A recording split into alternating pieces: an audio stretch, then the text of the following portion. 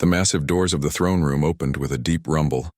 Queen Zalia sat on her crystal throne, her golden scales catching the light from the floating orbs above. She was beautiful in the way that dangerous things often are, with sharp teeth and eyes like burning amber. The Zephyrian Empire stretched across hundreds of worlds, and she ruled them all with an iron fist. General Vorthak entered the chamber, his heavy footsteps echoing off the polished stone floor. Behind him walked 3 other military commanders, all wearing the dark armor of the Empire's finest warriors.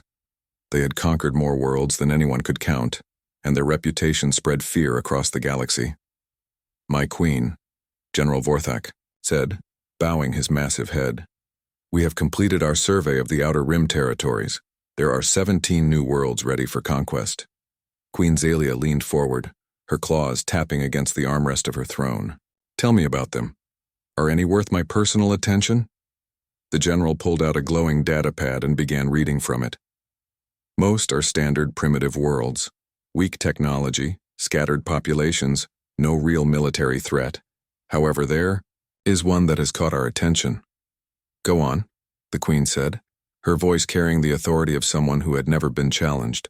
"A small blue planet in the 3rd spiral arm. The locals call it Earth. Our long-range scouts have observed them for some time. They appear to be in the early stages of space travel, barely capable of reaching their own moon."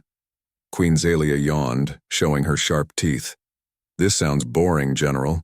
Why waste my time with such weak prey?" General Vorthak shifted uncomfortably. "That is just it, my queen. Our intelligence reports mention something unusual about these humans. There are stories coming from other sectors, tales about their warriors."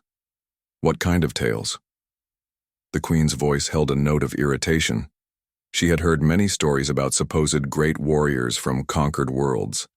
They were always just excuses for weakness. Commander Zelix, one of the younger officers, stepped forward. "The reports speak of humans who refuse to surrender even when facing certain death. They say these creatures fight beyond all logic, using strategies that make no sense." Queen Zalia laughed, a sound like grinding metal. "Every species claims to have legendary fighters. The Corvin said the same thing about their crystal warriors. The Melthari boasted about their psychic defenders. Yet they all fell within days of our arrival." "Yes, my queen," General Vorthak agreed quickly. "But these reports are different.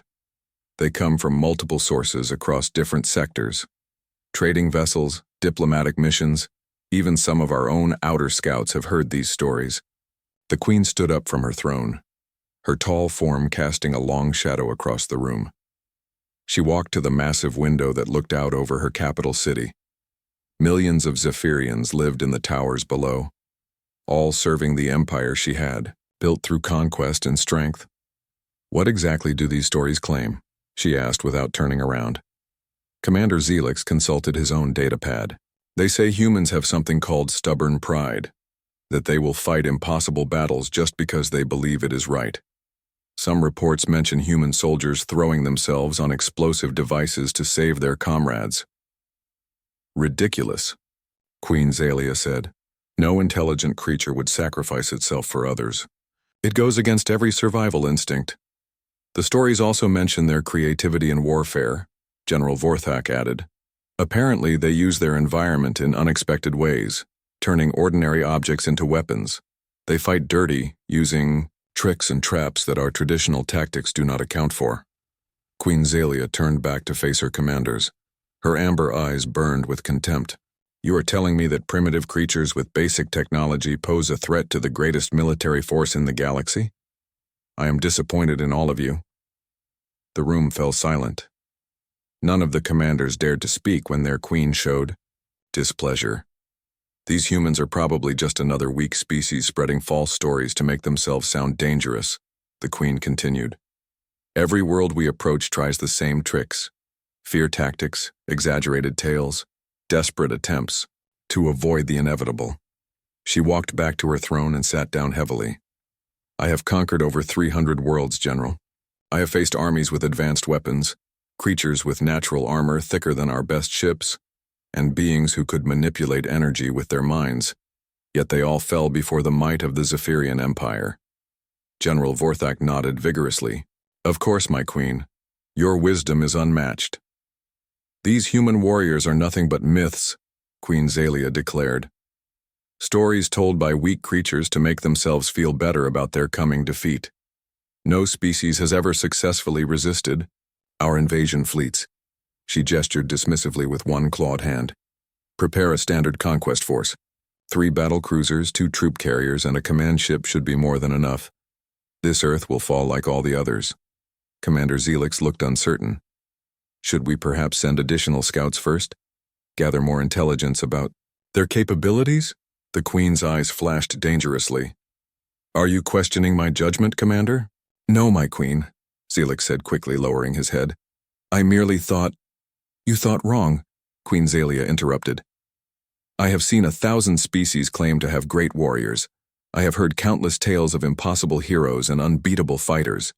They are all lies told by the weak to comfort themselves before the strong crush them. She stood up again, her voice rising with authority. Send Admiral Krex with the standard invasion fleet. Tell him to follow normal conquest protocols, destroy their military installations, capture their leaders, and demand surrender. When they realize the futility of resistance, they will submit like all the others. And if they do not surrender immediately? General Vorthak asked. Queen Zalia smiled coldly. Then we will show them what real warriors look like. The Zephyrian Empire has never met a force it could not defeat, and I doubt a planet full of myth. Telling primitives will be the first. The commanders bowed and began to leave the throne room to carry out their orders. As they reached the door, Queen Zalia called out one final command.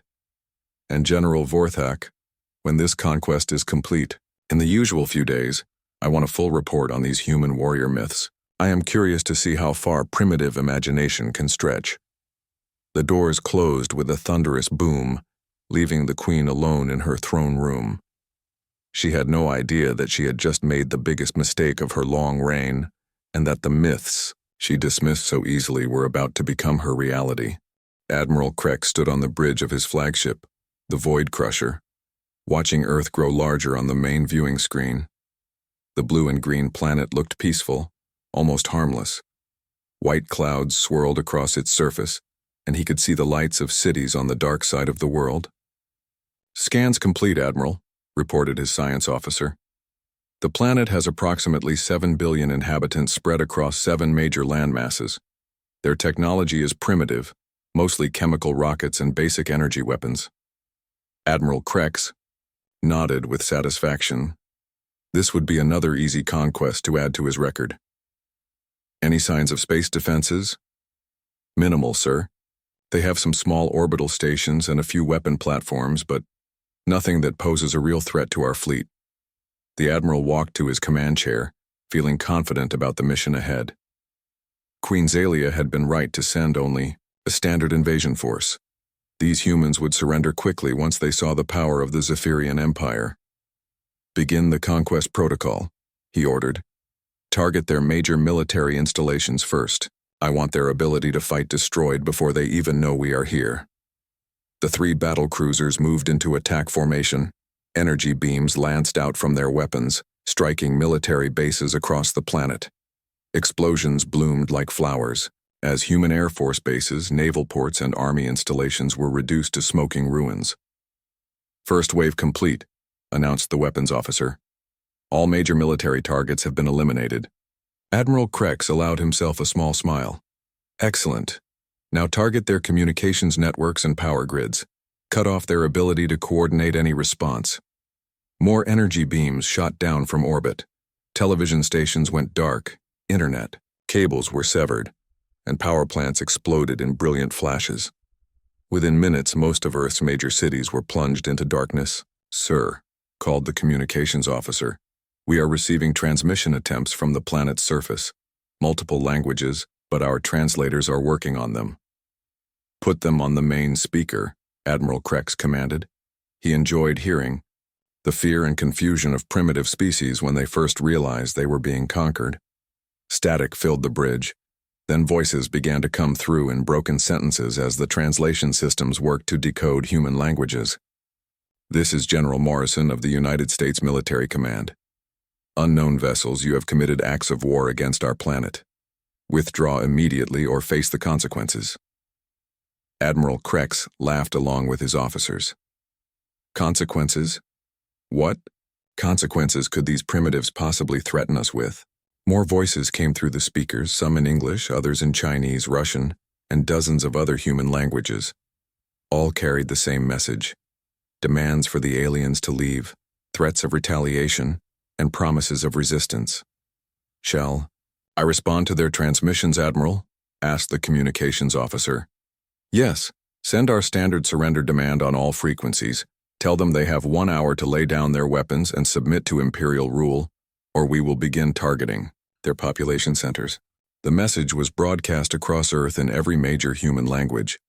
Admiral Krex expected the usual response: panic, desperate attempts at negotiation, and ultimately surrender. Instead, something unexpected happened. Admiral, the sensor officer, called out urgently, "I am detecting movement on the planet's surface. Multiple groups of humans are organizing and moving toward defensive positions." Admiral Krex frowned. What kind of defensive positions? Their military bases have been destroyed. They appear to be using civilian buildings, underground tunnels, and natural terrain features. Sir, they are not preparing to surrender. They are preparing to fight. This was unusual, but not unprecedented. Some species tried to resist initially, before accepting the hopelessness of their situation. Very well. Begin targeting their major cities. Once they see we can destroy their population centers, they will come to their senses.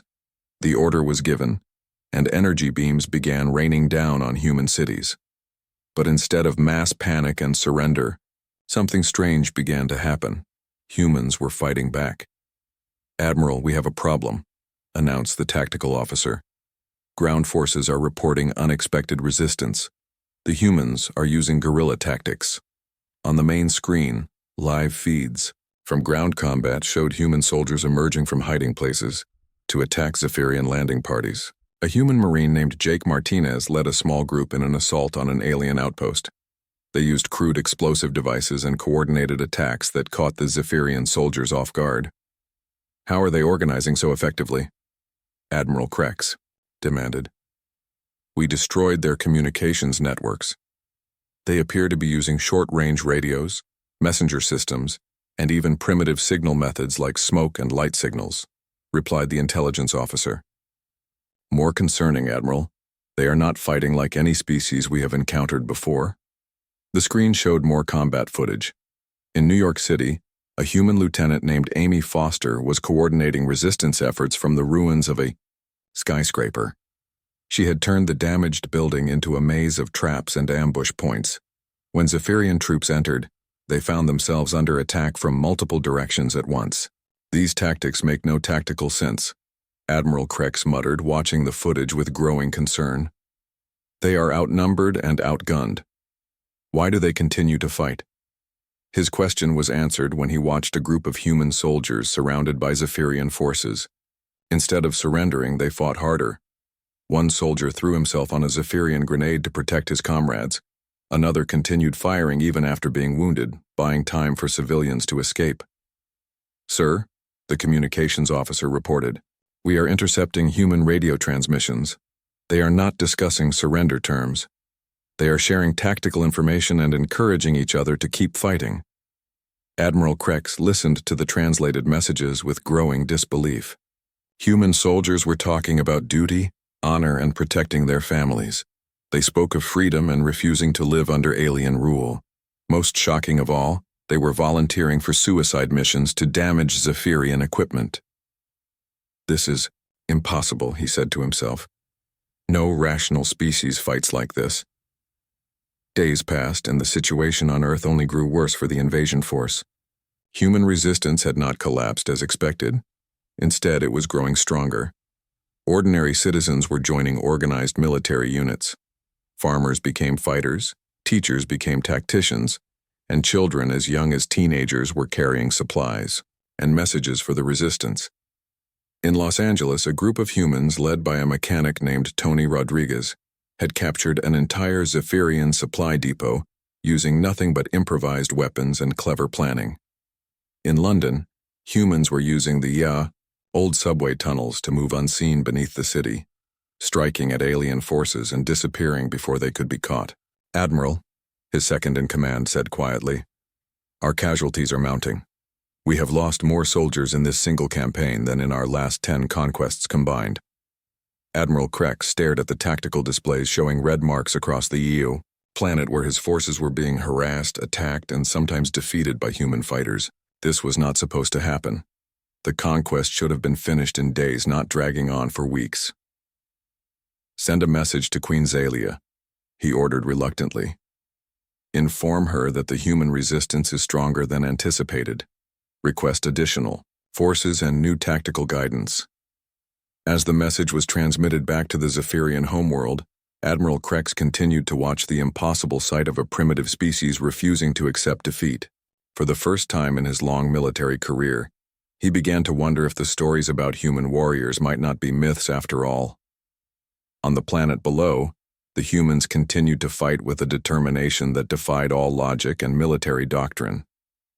They were proving that some things could not be conquered by superior technology alone. Queen Zalia's personal ship, the Star Dominion, dropped out of faster-than-light travel at the edge of Earth's solar system. The massive vessel was 3 times larger than Admiral Krex's flagship, painted in the royal colors of gold and deep purple. Its hull bristled with weapons that could destroy entire cities with a single shot.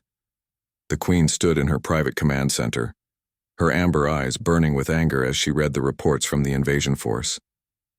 What should have been a simple conquest had turned into a month-long struggle. Her forces were taking casualties, supplies were running low, and the human resistance showed no signs of breaking. "This is unacceptable," she growled, her claws scraping against the metal rail in front of her. "A primitive species is holding back the might of the Zephyrian Empire. How is this possible?" Her personal advisor, Commander Thylix, approached cautiously. "My queen, Admiral Krex's reports indicate that the humans fight in ways we have never encountered. They seem to value abstract concepts more than their own lives." Queen Zalia turned to face him, her golden scales reflecting the light from the command center displays. "Abstract concepts? What nonsense is this?" "They speak of things like honor, freedom, and duty. Our translators have intercepted thousands of their communications. They fight not just for survival, but for ideas that have no physical form." The Queen walked to the main viewing screen, which showed Earth hanging in space like a blue jewel. From orbit, it looked so peaceful. It was hard to believe that such a beautiful world was causing her empire so much trouble. "Show me the tactical situation," she commanded. The screen changed to display a map of Earth with red and blue markers showing the positions of Zephyrian and human forces. What Queen Zalia saw shocked her. Instead of the usual pattern of conquest where alien forces controlled major population centers and the enemy was pushed into smaller and smaller pockets, the map showed something completely different. Human resistance cells were everywhere. They controlled no major cities, but they were present in almost every region of the planet. The red markers representing her forces were clustered around important targets, but they were constantly under attack from all directions. "This looks like no battlefield I have ever seen," the Queen said slowly. "Where are their main forces? Where is their central command?" "That is the problem, my Queen," Commander Thylix replied. "They do not appear to have a traditional military structure. When we destroy one group, 2 more appear, or when we capture their leaders, new ones take their place immediately." Queen Zalia studied the display more carefully. "What about this concentration of activity here?" She pointed to an area marked in bright blue on the eastern coast of the North American continent. "That appears to be centered around a human military leader named Captain Ryan Blake. Our intelligence suggests he has been responsible for some of the most effective attacks against our forces." The Queen's eyes narrowed with interest. "Tell me about this Ryan Blake." Commander Thylix consulted his datapad. Age 32, career military officer, specializes in unconventional warfare. Before our invasion, he was considered an expert in what humans call special operations. Since the war began, he has been leading resistance efforts in the region they call New England. "What makes him so effective?" His tactics are completely unpredictable, my queen. Last week he led an attack on one of our supply convoys using only 20 soldiers. They were outnumbered 5-1, but they managed to destroy the entire convoy and escape without a single casualty. Queen Zalia felt a stirring of curiosity. In all her years of conquest, she had never encountered an enemy commander who could consistently defeat superior forces. Show me recordings of his attacks. The main screen filled with combat footage from Zephyrian helmet cameras. Queen Zalia watched as Captain Blake led a mixed group of soldiers and civilians in a coordinated assault on a Zephyrian position. What impressed her was not just the success of the attack, but the way Blake's forces moved. They worked together like parts of a single organism. When one soldier was wounded, others immediately moved to help. When Blake gave orders, they were followed without question. But she could see that his soldiers also made their own decisions when needed. It was unlike any military force she had ever seen. There, she said, pointing at the screen. Replay that section. The footage showed Captain Blake and his team trapped in a building surrounded by Zephyrian soldiers. Instead of panicking or surrendering, Blake calmly gave orders to his people. A female soldier named Lisa Campbell took position at a window and began providing covering fire. A younger soldier called Danny Rivera started setting up some kind of explosive device. What happened next defied all military logic. Instead of trying to escape or fight their way out, Blake's team turned the building into a trap. When the Zephyrian forces entered, they found themselves facing a coordinated defense that used every room, every hallway, and every piece of furniture as part of a larger tactical plan. The Zephyrian assault team was forced to retreat, taking heavy casualties. Blake's forces had held their position against a numerically superior enemy, using nothing but teamwork, creativity, and an absolute refusal to give up. Impossible, Queen Zalia whispered. No species fights like this. There is more, my queen, Commander Thylix said quietly. We have intercepted communications between Blake and other human commanders. They are not just fighting random battles. They are coordinating a planet-wide resistance campaign. The queen turned away from the screen. She had come to Earth expecting to end a minor rebellion with her personal presence. Instead, she was seeing evidence of something that challenged everything she believed about warfare and conquest. I want to see this Captain Blake for myself, she announced suddenly. Commander Thylix looked alarmed. My queen, that would be extremely dangerous. These humans have shown they will attack anyone, regardless of rank or importance. Exactly, Queen Zalia said with a cold smile. I want to capture this Blake and interrogate him personally. I need to understand how a primitive species can fight so effectively against the greatest military force in the galaxy. She moved to her personal weapons locker and began selecting equipment. Prepare my personal assault shuttle. I will lead a strike team to capture this human commander. My queen, please reconsider, Commander Thylix pleaded. Let me send our best troops. Instead, Queen Zalia turned to face him, her amber eyes blazing with determination. I have ruled this empire for over 200 years. I have personally led the conquest of 50 worlds. I will not be intimidated by primitive creatures who should have surrendered weeks ago. She finished arming herself and headed toward the shuttle bay. Besides, I am curious to meet one of these legendary human warriors face to face. Let us see if they are as dangerous as the reports claim. As the Queen's assault shuttle launched from the Star Dominion and headed toward Earth's surface, she felt a mixture of anticipation and something she had not experienced in decades. Uncertainty. For the first time since she had begun her reign of conquest, Queen Zalia was about to face an enemy she did not fully understand. On the planet below, Captain Blake and his team were preparing for what they thought would be another routine mission. None of them realized that they were about to meet the most powerful individual in the Zephyrian Empire, or that their encounter would change the course of the entire war. The Queen's shuttle descended through Earth's atmosphere like a falling star, carrying her toward a confrontation that would challenge everything she believed about power, strength, and the nature of true warriors. Queen Zalia's assault shuttle touched down in the ruins of what had once been downtown Boston. The city was a maze of broken buildings, overturned vehicles, and debris from weeks of fighting. Smoke rose from several fires, and the sound of distant gunfire echoed through the empty streets. The Queen stepped out of her shuttle, followed by 12 of her elite royal guards. These were the finest warriors in the Zephyrian Empire, soldiers who had never known defeat. Their black armor gleamed despite the dust and ash that filled the air. "Spread out," she ordered quietly. "Blake was last seen in this sector. Find him, and bring him to me alive." The guards moved through the rubble with practiced silence. Queen Zalia followed, her own weapon ready. She had tracked prey across dozens of worlds, but this hunt felt different. Captain Blake was not running or hiding, like other enemies she had pursued. According to their intelligence, he was still actively fighting, still leading attacks against her forces. They moved deeper into the ruined city, past abandoned cars and collapsed buildings. The Queen's enhanced senses picked up traces of recent human activity. Footprints in the dust, the lingering smell of human weapons, small signs that told her they were getting close. A sharp whistle echoed off the broken walls around them. It was followed by another, then another. The Queen realized too late that they were not hunting Captain Blake. He was hunting them. The first explosion came from above. A chunk of concrete crashed down where one of her guards had been standing, a moment before. The soldier rolled aside, but debris scattered across their formation. "Contact front!"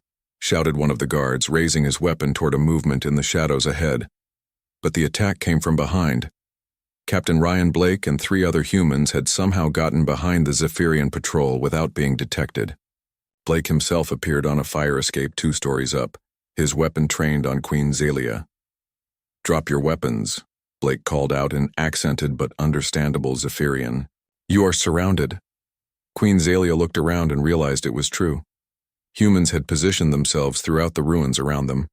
She could see Staff Sergeant Lisa Campbell crouched behind an overturned truck, her rifle aimed at the Royal Guards. Corporal Danny Rivera was visible in a second-story window across the street. "Impossible," she whispered. "How did they get so close without us detecting them?" Blake dropped down from the fire escape, landing with practiced ease, just 20 feet away from the Queen. He was smaller than she had expected, but there was something in his eyes that made her take notice. It was not fear or desperation. It was calm determination. "You must be the Queen," Blake said, keeping his weapon ready but not directly threatening. "We have been expecting you." "Expecting me?" Queen Zalia was genuinely surprised. "How could you know I was coming?" "Your ship is not exactly subtle," Blake replied with what humans called a smile. "Besides, we have been monitoring your communications. We knew you would eventually come looking for us personally." The Queen gestured to her guards to hold their positions. She was curious about this human who showed no fear in the presence of the most powerful ruler in the galaxy. "You are Captain Blake," she said. It was not a question. "That is correct. And you are Queen Zalia, ruler of the Zephyrian Empire, conqueror of over 300 worlds." Blake's voice carried no mockery, just simple acknowledgement of facts. "Yet you do not bow," the Queen observed. "Do you not understand who I am?" "I understand exactly who you are," Blake replied. "But I do not bow to tyrants regardless of how many worlds they have destroyed." The words hit Queen Zalia like a physical blow. No one had spoken to her like that in over 2 centuries. Her guards shifted nervously, waiting for the order to attack, but the Queen held up a clawed hand, stopping them. "You call me a tyrant, yet I bring order to chaos, civilization to primitive worlds." "You bring slavery," Blake said simply. "You destroy entire cultures and replace them with your own. That is not civilization. That is conquest." "What is the difference?" Queen Zalia asked, genuinely curious about his answer. Blake was quiet for a moment, considering his words. "Civilization is when people choose to work together for something better. What you do is force people to work for you through fear and violence." Their conversation was interrupted by a sound that made everyone freeze. It was the high-pitched whine of a Zephyrian energy weapon charging up. One of the Queen's guards had decided to end the discussion by eliminating Blake. Time seemed to slow down. The guard raised his weapon, targeting the human captain. Blake began to move, but he was too far away to reach cover in time. Queen Zalia acted without thinking. She struck her own guard's weapon aside just as it fired. The energy beam went wide, scorching the wall beside Blake instead of killing him. "Why?" the guard asked in shock. "My queen, why did you stop me?" Queen Zalia stared at her own hand, unable to believe what she had just done. She had saved the life of an enemy, a primitive creature who had just insulted her to her face. It made no sense. Blake looked equally surprised. "You saved my life. Why?" The queen had no answer. Acting on instinct, she turned and began walking back toward her shuttle. "Guards, we are leaving." But Blake called after her. "Wait." She stopped and turned back to face him. "You are injured," he said, pointing to her arm where a piece of debris from the earlier explosion had cut through her armor. Queen Zalia looked down and saw that he was right. Green blood was seeping through a gash in her forearm.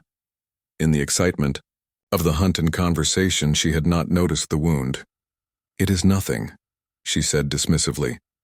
But Blake was already moving toward her, pulling a small medical kit from his pack. "Let me help." Every instinct told Queen Zalia to refuse. This was an enemy soldier offering aid to the leader of the force that was trying to conquer his world. It was madness. Yet she found herself standing still as Blake approached.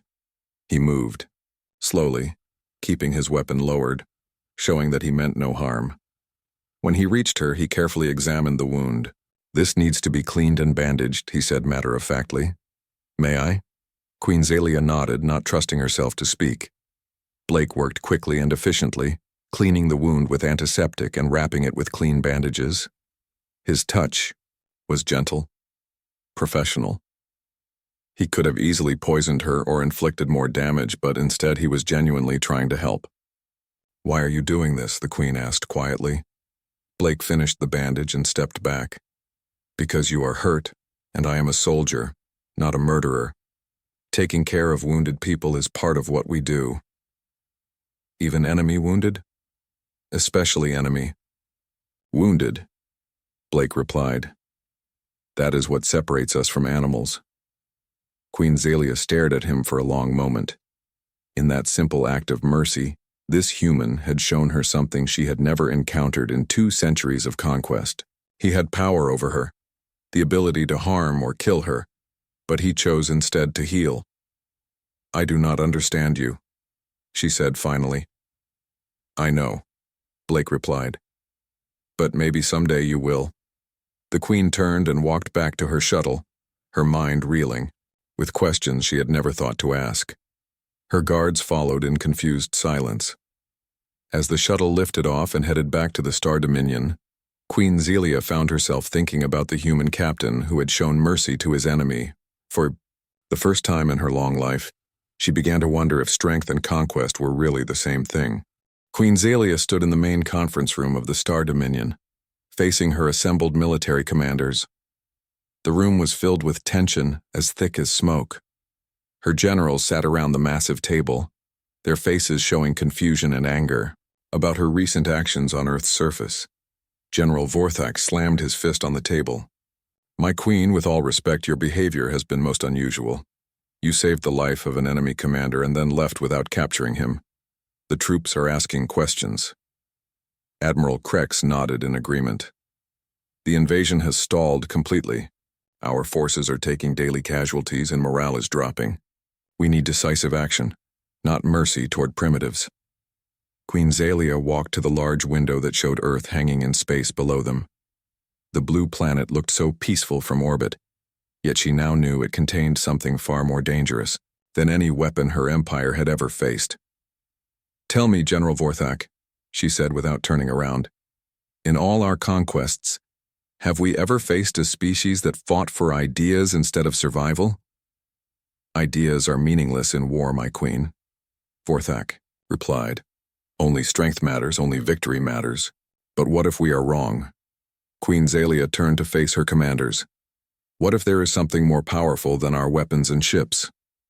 The room fell silent. None of the generals had ever heard their queen question the methods that had built their empire. Commander Thylix spoke carefully. "My queen, what exactly did you learn from your encounter with the human captain?"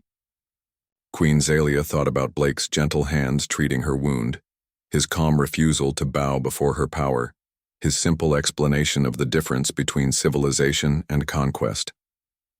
"I learned that we do not understand these humans at all," she said slowly. "They fight not because they are strong, but because they believe their cause is right. They show mercy not because they are weak, but because they choose to be better than their enemies." General Vorthak stood up angrily. "These are the thoughts of defeat, my queen. If we show weakness now, every conquered world in the Empire will hear about it. There will be rebellions everywhere." "Perhaps there should be," Queen Zalia said quietly. The words hit the room like a thunderclap. Several generals began talking at once, their voices rising in alarm and protest.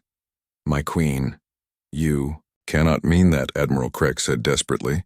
"The Empire is everything. It is order. It is civilization. It is our legacy." "Is it?" Queen Zalia asked.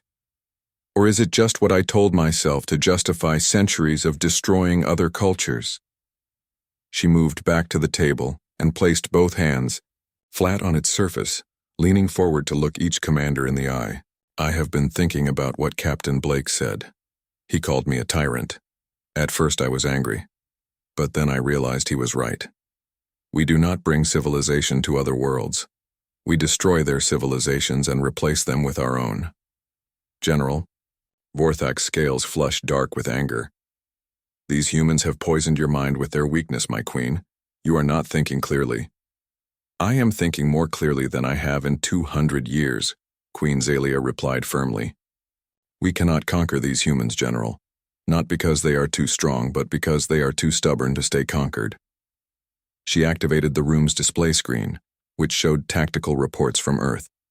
Red markers indicated Zephyrian casualties, and there were far too many of them. "Look at these numbers. We have been fighting for over a month against a species that barely has space travel. We should have won in days, but instead we are losing soldiers every hour. Why?" Admiral Krex studied the display with growing discomfort. "They fight in ways that make no tactical sense. They sacrifice themselves for abstract concepts. They refuse to accept defeat even when it is obvious." "Exactly," Queen Zalia said. "And that means they will never stop fighting. Even if we kill every soldier, their children will grow up to fight us. Even if we destroy their cities, they will fight from caves and forests. We can rule their planet, but we can never truly conquer their spirits." General Vorthak stood up, again his voice rising to a shout. "Then we kill them all, every last human. If they will not submit, we eliminate the species entirely." The suggestion hung in the air like poison. Queen Zalia stared at her oldest general, seeing him clearly for perhaps the first time. "And what would that make us, General? What would that make me?" "It would make you victorious, my queen." "No," Queen Zalia said softly. "It would make me exactly what Captain Blake said I was. A tyrant. A destroyer of worlds and peoples." She walked around the table to stand directly in front of General Vorthak. "I will not genocide an entire species because they refuse to bow to me. I will not become a monster to preserve my pride." "Then what do you propose?" Admiral Krex asked, desperately. Queen Zalia took a deep breath, knowing that her next words would change everything. "We withdraw. All forces, all ships, all personnel. We leave Earth immediately and declare humans a protected species." The room erupted in chaos. Several generals began shouting at once, arguing that withdrawal would destroy the Empire's reputation and encourage rebellion on conquered worlds. "My queen," General Vorthak said dangerously, "I cannot allow you to make this mistake. The Empire is more important than your personal feelings about these primitives." Queen Zalia saw the threat in his eyes and realized that some of her own commanders were prepared to rebel against her. But before she could respond, alarms began sounding throughout the ship. "My queen," called the communications officer, "we have human vessels approaching, multiple ships, unknown configuration." On the main screen appeared a small fleet of human spacecraft. They were crude compared to Zephyrian technology, obviously hastily converted from civilian ships. Leading them was a vessel that had Captain Blake's voice coming from it. "This is Captain Blake to the Zephyrian fleet. We know you are having internal discussions about the war. We are here to help Queen Zalia maintain order if she needs assistance." General Vorthak stared at the screen in shock. "Impossible. How could they know about our internal situation?" Queen Zalia smiled for the first time in weeks. "Because they have been listening to our communications, General. These humans are far more clever than we gave them credit for." Blake's voice continued from the speakers. "Your Majesty, if you are committed to ending this war peacefully, we are prepared to escort your forces safely away from Earth. But if your generals attempt to continue the invasion, we will fight alongside you to stop them."